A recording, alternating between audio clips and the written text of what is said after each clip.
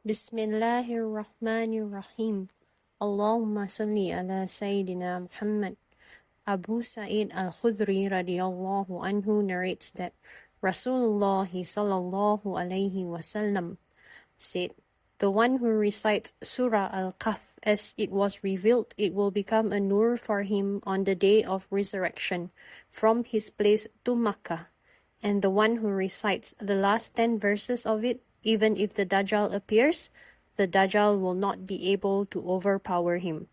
Mustadrak Hakim. Bismillahirrahmanirrahim. Allahumma salli ala Sayyidina Muhammad.